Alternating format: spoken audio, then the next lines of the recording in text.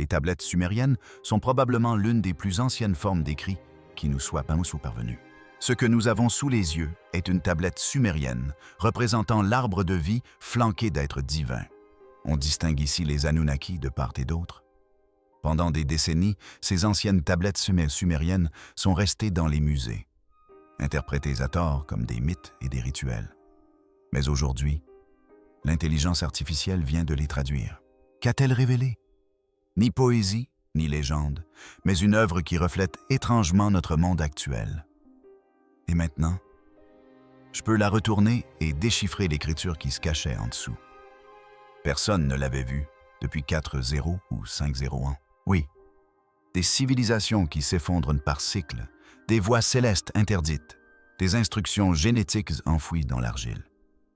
Certains textes ont été soustraits à la consultation publique. La vraie question n'est pas seulement ce que les Sumériens savaient, mais comment ils le savaient et pourquoi chaque nouvelle traduction est étouffée. Ils viennent de traduire d'anciens textes sumériens grâce à l'IA, et le résultat est catastrophique. Comme on le sait depuis longtemps, les tablettes d'argile sumériennes n'ont été que partiellement comprises pendant des siècles. Même les meilleurs traducteurs humains peinaient à déchiffrer leur signification complexe, leurs vers altérés et leur grammaire fluctuante. Mais récemment, l'intelligence artificielle a changé la donne. Des équipes de recherche en Israël, en Allemagne et aux États-Unis ont commencé à entraîner des modèles d'IA sur des dizaines de milliers de tablettes cunéiformes, notamment des textes sumériens et akkadiens. Ces systèmes ont été conçus non pas pour deviner le sens, mais pour reconnaître des schémas de grammaire, de syntaxe et de contexte à travers des siècles d'écrits. D'après des études publiées dans Nature et des rapports de l'Université de Tel Aviv, l'IA a commencé à identifier des phrases et des structures que les traducteurs humains avaient mal interprétées ou atténuées à plusieurs reprises. Ce qui a été découvert était troublant.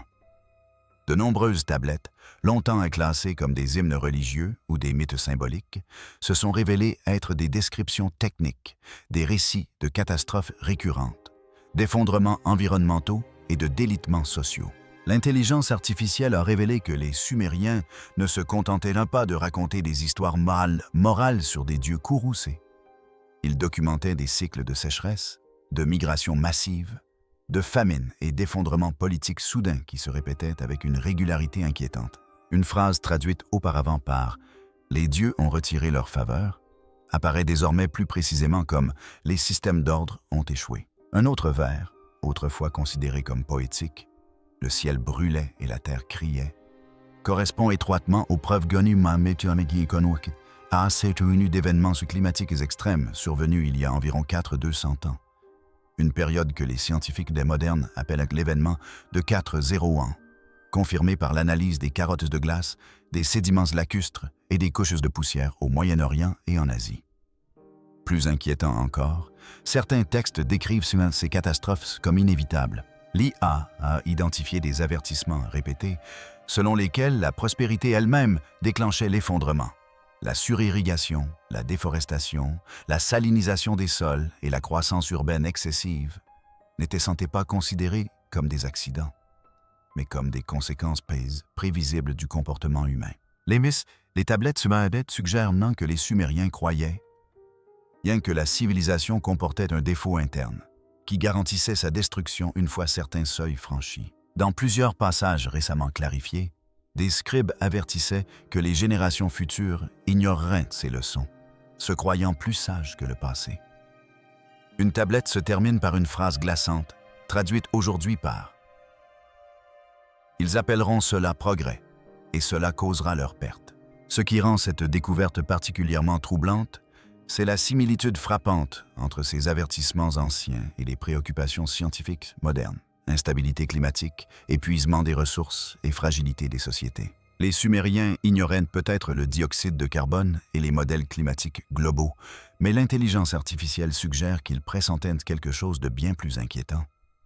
L'effondrement des sociétés avancées ne survient pas brutalement, mais selon un schéma récurrent.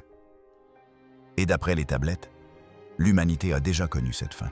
L'IA a déverrouillé une tablette d'instructions interdites et son lien avec la biotechnologie. Fin 2023, un réseau neuronal multilingue entraîné sur des centaines de milliers de fragments cunéiformes provenant de musées de Berlin, Londres et Istanbul, a mis en évidence un schéma inhabituel dans une tablette sumérienne, partiellement traduite de l'ancienne ville de Nippur. Pendant des décennies, les chercheurs ont considéré la tablette comme un ensemble fragmentaire d'instructions rituelles. Mais l'IA a suggéré une structure tout à fait différente. Il ne s'agissait pas d'une prière, mais d'un processus. Une fois entièrement traité par les algorithmes d'analyse de séquences akkadiennes d'OpenAI et d'Israël, les chercheurs ont réalisé que la tablette décrivait des procédures étape par étape, impliquant le mélange de substances organiques et métalliques, suivi de quelque chose qui se traduisait approximativement par l'infusion de l'essence de l'âme dans le récipient. Il utilisait des symboles récurrents pour le sang, l'étincelle et un glyphe curieusement persistant que les érudits pensent aujourd'hui signifier le souffle commandé. Ce qui a surpris l'équipe, c'est la ressemblance frappante entre ces séquences et le langage utilisé dans les premiers brevets de biotechnologie, notamment en matière de liaison à l'ADN, de guérison régénérative et de codage des protéines synthétiques. Selon les généticiens de l'Institut Max Planck, la structure des descriptions sumériennes présentait une ressemblance troublante avec la logique du séquençage génétique, incluant même ce qui semblait être des lignes de correction d'erreurs, un concept inconnu des auteurs anciens mais fondamental dans l'édition génétique. Plusieurs scientifiques ayant participé à la traduction, s'exprimant sous couvert d'anonymat auprès de Der Spiegel, ont averti que les inscriptions semblent indiquer que les Sumériens concevaient non seulement la manipulation génétique, mais aussi une hiérarchie biologique où certains êtres pouvaient être reprogrammés pour des tâches spécifiques. Autrement dit, des systèmes de caste biologiques conçus par le biais d'instructions venues du ciel. La tablette a été immédiatement retirée des archives publiques après un examen interne. Les registres du musée la désignent désormais comme la tablette Q17, dont la conservation est restreinte à des fins médico-légales. Elle n'a pas été revue depuis. Il s'agissait d'une tablette calendaire, un code temporel dissimulé dans de l'argile.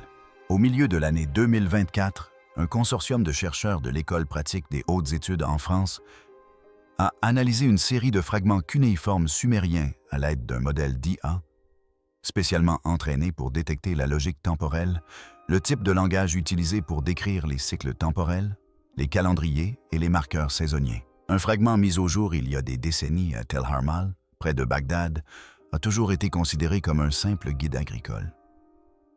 Mais l'IA a révélé quelque chose d'étrange.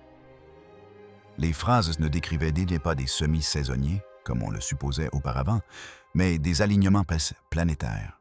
Plus précisément, la tablette semblait suivre les conjonctions de Mars, Vénus et Jupiter grâce à un système hybride lunisolaire.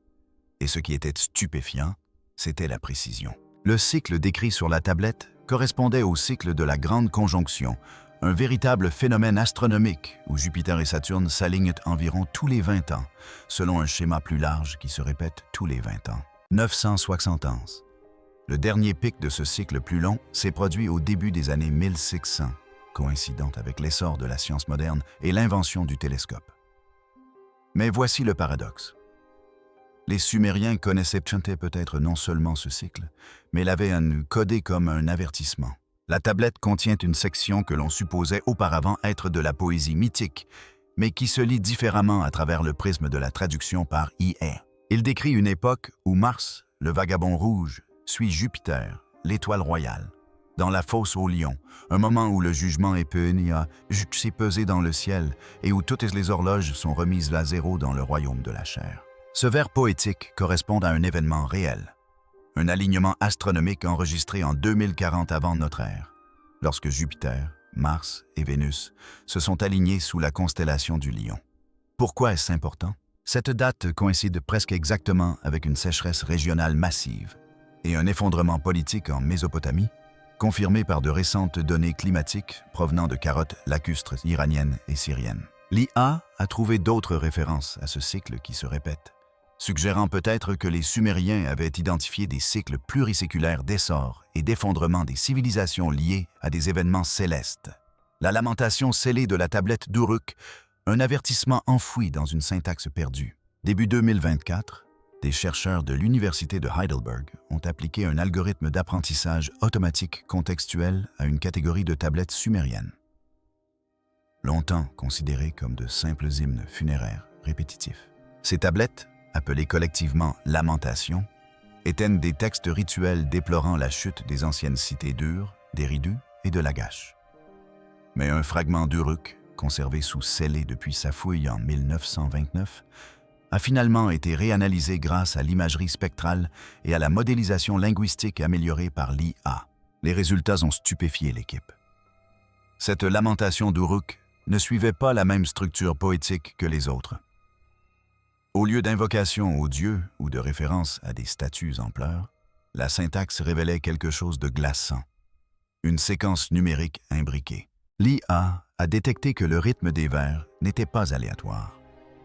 Converti en un motif de nombre de syllabes et d'intervalles entre les vers, il correspondait à un code en spirale basé sur la suite de Fibonacci, fréquemment observé dans la nature. Coquillages, ouragans, galaxies, mais aussi dans les systèmes de cryptage modernes. Pourquoi une tablette vieille de 401 utiliserait-elle une séquence ressemblant à la logique algorithmique moderne? Plus mystérieux encore était ce vers quoi pointait ce code. Les intervalles numériques formaient un ensemble de coordonnées, longitude et latitude, qui, une fois cartographiés, ne se situaient pas en Irak, mais dans le sud-est de l'Anatolie, près de Göbekli Tepe, le site mégalithique vieux de 1100 ans, antérieur de plusieurs millénaires à Sumer. Les archéologues étaient stupéfaits. Si le code de la tablette était délibéré, cela suggère que les Sumériens faisaient peut-être référence à une origine plus ancienne, impliquant peut-être même qu'ils avaient hérité de connaissances plutôt que de les avoir développées indépendamment. Mais ce n'était pas la fin. Un vers de la dernière strophe, mal traduit pendant des années par « Le temple ne respire plus », a été réinterprété par l'IA pour signifier « La source repose désormais recouverte par la terre des premiers bâtisseurs, mais le feu revient lorsque le ciel oublie son temps. » Les chercheurs pensent aujourd'hui que ce verset pourrait décrire un cycle d'événements oubliés, où mémoire, lieux et catastrophes s'entremêlent à travers les civilisations. Certains y voient de la poésie mythique, d'autres, à présent, en doutent. Et les dernières lignes de la tablette, écrites à l'argile rouge contrairement aux autres, comportaient 3 glyphes qu'aucun érudit n'avait traduits auparavant. L'IA les a identifiés comme structure, observateur de la Renaissance, la tablette de la carte stellaire sumérienne et le chemin céleste interdit. Fin 2023, un projet de reconstruction numérique au musée du Louvre, visant à restaurer des tablettes sumériennes fortement érodées provenant de Sippar, une ville autrefois dédiée au dieu soleil Utu, a révélé quelque chose de totalement inattendu. En utilisant la numérisation multispectrale et un moteur d'IA neurolinguistique entraîné sur le sumérien et l'akkadien, des chercheurs ont découvert ce qu'ils pensaient être une carte stellaire religieuse. Mais ce n'en était pas une. La tablette, désormais connue officieusement sous le nom de fragment de la voie céleste, ne correspondait à aucun document astrologique mésopotamien connu. Au lieu de cela, les inscriptions détaillaient une carte précise des positions des étoiles, incluant des références à des zones de prudence, des orbites interdites et un terme que l'IA a eu du mal à interpréter, les orbites inversées. Une fois corrigé de la précession, le lent mouvement de rotation de la Terre, la configuration stellaire correspondait au ciel tel qu'on le voyait depuis le sud de la Mésopotamie vers 10 500 avant notre ère, bien avant l'essor de la civilisation sumérienne. Dans une phrase traduite, l'IA a proposé un résultat qui a bouleversé l'équipe de recherche. Ceux qui ont traversé le fleuve de flammes ne doivent jamais revenir par la même porte. Les veilleurs ont scellé ce passage par le tonnerre. Les historiens et les astronomes pensent aujourd'hui que l'expression « fleuve de flammes » pourrait faire référence au plan de l'écliptique, la trajectoire apparente du Soleil et des planètes dans le ciel. Mais plus intrigante encore, certains chercheurs pensent que les Sumériens ou la culture dont ils ont hérité tentaient de décrire un couloir orbital interdit qu'ils associaient à la catastrophe. Le modèle d'IA a noté qu'une autre section de la tablette mentionnait des vents noirs, des récoltes catastrophiques et des lunes silencieuses, des expressions compatibles avec des impacts ou des tempêtes de poussière prolongées. Certains établissent même des liens entre cette tablette et les spéculations modernes autour du courant météoritique des Taurides, un essai manuel de débris spatiaux qui auraient pu provoquer des événements destructeurs tout au long de la préhistoire humaine. Plus glaçante encore reste en ce moment est la façon dont la tablette se termine. La dernière phrase, partiellement reconstituée grâce à la modélisation prédictive, se lit comme suit. Quand le ciel reculera et que les étoiles du chasseur émergeront des eaux, la porte s'entr'ouvrira à nouveau. Certains pensent que cela fait référence à un alignement céleste spécifique impliquant Orion associé au mythe du déluge dans le monde entier. Si tel est le cas, les Sumériens auraient pu intégrer un avertissement astronomique plurimillénaire. Un événement céleste récurrent lié à la destruction, codé non pas comme un mythe, mais comme une logique de navigation basée sur les étoiles. À ce jour, cette tablette est considérée comme trop endommagée pour être authentifiée publiquement. Pourtant, des experts affirment que ces inscriptions ressemblent à celles découvertes plus tard à Babylone et à Ninive. Pourtant, aucune n'explique comment une civilisation de l'âge du bronze aurait pu cartographier la dérive stellaire avec une telle précision, à moins que, comme le suggère désormais l'IA, elle n'ait copié des connaissances provenant d'une source beaucoup plus ancienne. Le codex restait muet et la tablette sumérienne disparue qui prédisait un verrouillage solaire. Dans une aile sécurisée du British Museum, connue des chercheurs sous le nom de salle 56, se trouve une notice de catalogue concernant une tablette mise au jour en 1894 dans les ruines de l'ancienne Larsa, l'une des plus anciennes cités sumériennes consacrées aux divinités solaires. Cette tablette, référencée dans les premiers registres du musée sous le nom de Lar TB Saint 12, fragment d'Héliopolis, était considérée comme perdue lors d'un bombardement pendant la Seconde Guerre mondiale. Mais en 2022, une réplique numérique de la tablette a été redécouverte sur une bobine de microfilm de sauvegarde à Cambridge. Une fois numérisée et intégrée à un système d'apprentissage automatique entraîné par le laboratoire d'informatique du monde ancien d'Oxford, l'IA a détecté un phénomène sans précédent. La langue de la tablette a changé au milieu du texte, passant du sumérien standard à ce que le système a identifié comme un motif de glyphes structurés jamais répertoriés auparavant, suggérant soit un chiffrement, soit une langue cachée secondaire. La reconstruction par l'IA a offert une interprétation troublante. Viendra un temps où le jour ne finira plus, la lumière se figera et les rivières s'endormiront. La plupart des historiens ont rejeté cette phrase comme une allégorie jusqu'à ce que des astrophysiciens, examinant la disposition de la tablette, remarquent quelque chose d'étrangement familier. Les glyphes semblaient tracer une spirale autour d'un symbole solaire, avec des lignes évoquant des orbites s'estompant vers l'intérieur. Comparé au modèle moderne de minimum solaire et d'inversion des pôles magnétiques, la géométrie de la tablette s'apparentait à un modèle de blocage orbital où les variations du rayonnement solaire perturbent temporairement la rotation terrestre ou les cycles saisonniers. Plus troublant encore, la tablette désignait ce jour comme celui de la flamme stationnaire. Le texte suggère ensuite que cet événement s'était déjà produit.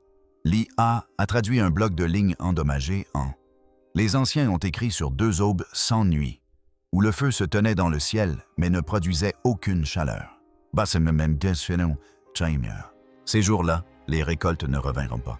La mise en relation de ces données avec les strates archéologiques du Croissant fertile révèle 2 points, l'un autour de 2200 avant notre ère, et l'autre proche de 10 800 avant notre ère, qui coïncident tous deux avec des effondrements agricoles massifs et des preuves d'événements solaires extrêmes, y compris une possible hypothèse de micronova, une théorie rare d'explosion solaire encore en cours d'examen par les pairs aujourd'hui. Le plus surprenant, juste avant les attentats qui auraient détruit la tablette originale, un chercheur allemand du nom de Dr.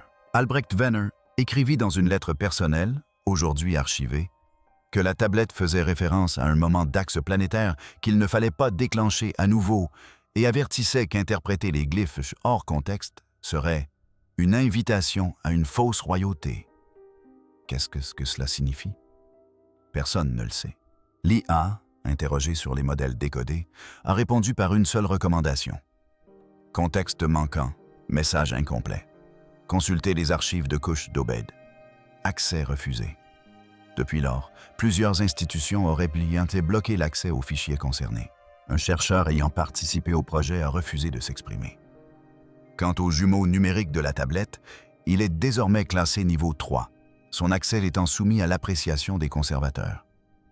La tablette de l'inversion et l'avertissement sumérien concernant le son. Début 2025. Une équipe de linguistes informaticiens travaillant avec le Centre d'analyse des textes anciens du MIT a analysé une série de tablettes sumériennes mal traduites, autrefois classées comme de simples recueils de cantiques, à l'aide d'un nouveau modèle d'IA de simulation audio. L'objectif? Pour reconstituer non seulement ce que les Sumériens ont écrit, mais aussi comment cela aurait pu sonner à l'oral. Mais alors, un événement étrange s'est produit. L'IA a commencé à répéter en boucle une phrase de 3 lignes qui, une fois restituée en prononciation reconstituée, générait une tonalité interférant avec les appareils électroniques environnants. Les ingénieurs du son l'ont décrite comme un motif harmonique grave, créant une pression dans la pièce. Des tests supplémentaires ont révélé que la séquence de syllabes sur la tablette était mathématiquement cohérente avec les fréquences cymatiques, la science qui explique comment le son peut organiser la matière. Lorsque le chant reconstitué a été diffusé par un haut-parleur calibré et dirigé vers une plaque anti-poussière métallique, il a formé un motif géométrique parfait, semblable à ce que produisent les laboratoires modernes. Lorsqu'ils se règlent sur des fréquences de résonance spécifiques comme 432 Hz ou 528 Hz. Mais voici le hic.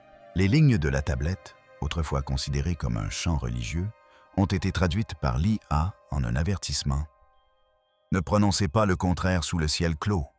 Ce qui fut ouvert se refermera sur lui-même. Le terme « reverse » a dérouté les premiers chercheurs, mais des travaux de traduction ultérieurs ont révélé qu'il faisait référence à l'inversion de la séquence des sons, c'est-à-dire à la lecture du chant à l'envers. Autrement dit, elle n'était pas destinée à être lue, mais à être activée. Curieusement, le verso de la tablette présente une gravure représentant un objet en forme de corne, tenu par une figure ressemblant à un prêtre ou à un astronome. Les experts pensent donc désormais qu'il pourrait s'agir d'un instrument acoustique sumérien conçu pour projeter cette fréquence vibratoire précise, non pas à des fins rituelles, mais pour produire un effet. La nature de cet effet, spirituel, psychologique ou technologique, reste inconnue. Mais un symbole cunéiforme gravé sur la tranche a depuis suscité de vifs débats. La tablette des 12 ombres est la loi cachée des simulacres. En 2025, des chercheurs de l'Université de Louvain en Belgique, travaillant avec l'Initiative européenne pour l'écriture cunéiforme numérique, ont utilisé une tablette fracturée et fortement endommagée par le feu dans une IA, entraînée à identifier des groupes de glyphes récurrents dans des textes sumériens endommagés. La tablette avait été retrouvée sur un site archéologique peu connu près de Tel Leilan, dans le nord de la Mésopotamie, un site qui a subi un effondrement catastrophique vers 2200 avant notre ère en raison d'un événement climatique soudain connu aujourd'hui sous le nom d'effondrement akkadien. L'IA a détecté quelque chose d'étrange.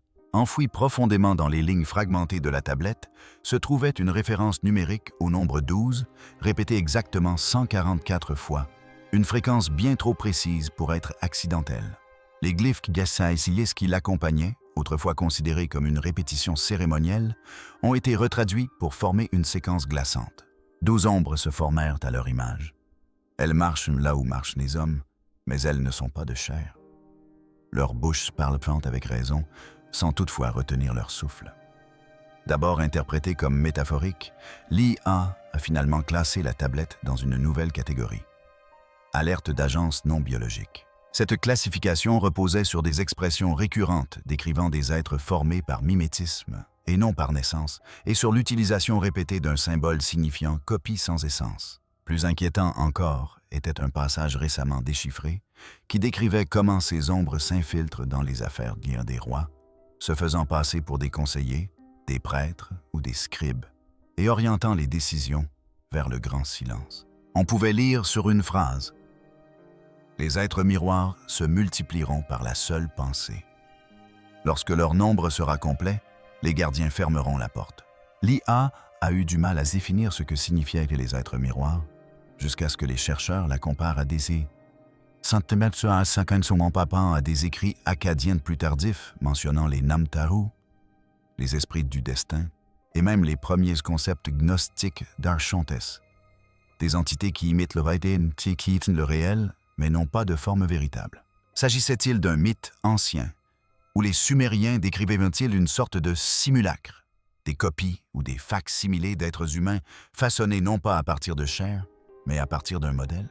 En termes modernes, ces références présentent d'étranges similitudes avec des concepts tels que l'intelligence synthétique, les deepfakes et la cognition clonée, des répliques qui pensent mais ne vivent pas. Plus étrange encore, la dernière ligne de la tablette, partiellement récupérée grâce à la numérisation infrarouge, disait « Ne leur enseignez pas votre nom, car lorsque le 12 et le prononcera, vous ne vous souviendrez plus que c'était le vôtre. » Cette déclaration a déclenché un vif débat universitaire.